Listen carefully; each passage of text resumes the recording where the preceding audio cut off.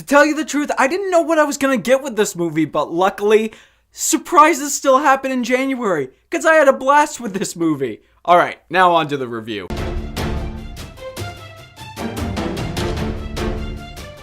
What's going on, everybody? Welcome and welcome back. My name is Cody Curtis. If you're new to the channel, first of all, thank you so much for showing up. And if you consider yourself a cinephile and you really love movies more than anything else, then please consider giving this video a like and subscribing so we can continue talking and loving the medium that we enjoy so much. Now, the movie that I'm going to be talking with you today is The Kid That Would Be King. Guys, before I get into it, yeah, the top of this video was no lie. Look, we've reached the end of January, and I should have had this review out to you ages ago, like a week and a half ago. But the fact is, January can still bring us surprises. Understandably, Glass was a giant disappointment, but The Kid That Would Be King is a thoroughly enjoyable movie. So I need to get back on track. The Kid That Would Be King is a modern tale. It's a modern King Arthur story. We all know the story of King Arthur. King Arthur was a kid. He was a kid that pulled the sword from the stone when he was very young. Then he went under the tutelage of Merlin, and he formed the Knights of the Round Table. This is pretty much that same exact story, except brought into a more modern tale, into modern day, and it's all the better for it. First of all, I gotta praise all the kids in the movie. It's not very often, though it is happening more recently, that you put young child actors into movies with good direction, a good script, and they can produce really quality products. Now, understandably, somebody could say it's a comparison bias, something along those lines, to where there's been a bunch of really terrible movies that have come out in the month of January, so this movie is obviously going to be better than that.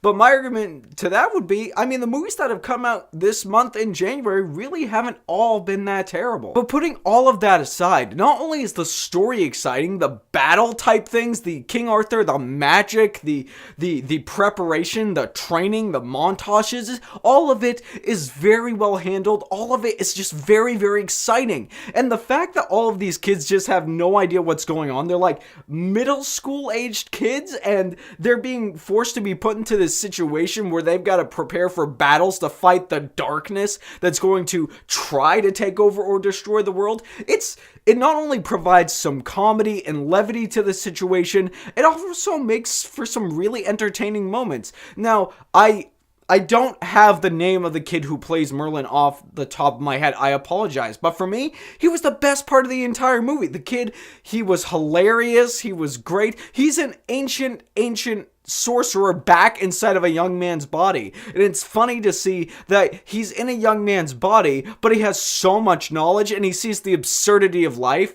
And that makes it funny to see when he's like, a lot of the stuff that you're worrying about here, kid, it just does not matter. Now, this movie does, unfortunately, have some January-esque stuff in it. It does. I mean, this is a movie that came out in January. For me personally, it feels like it should have come out around summer, but if there is some problems I have with the movie, some of the script didn't really feel like it flowed very well, and the first 15 minutes for me personally, I thought they were a little boring. I thought they could have shaved those 15 minutes off and headed straight into when Merlin arrived to meeting this kid. I thought that would have made things move along a little bit quicker. And also, some of the CGI, some of the special effects that they use in this movie, they're obviously January-esque special effects. They weren't really all that spectacular.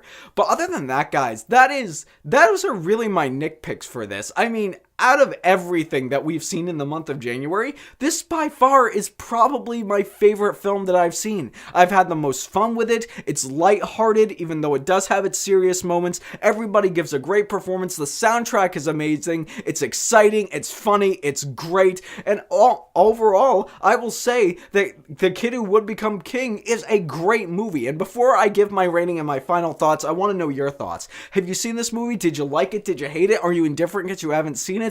Whatever your thoughts are, let's start a conversation. Put your thoughts in the comment section below. But with all this being said, guys, like I said, I had an utter blast with the movie.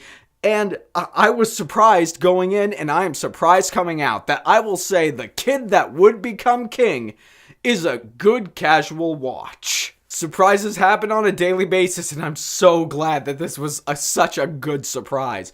But guys, once again, whatever your thoughts are, put them down in the comment section below. You're amazing for showing up. If you're new to the channel, welcome all. Thank you for showing up. And if you enjoyed the view, if you enjoyed the review, thank you so much.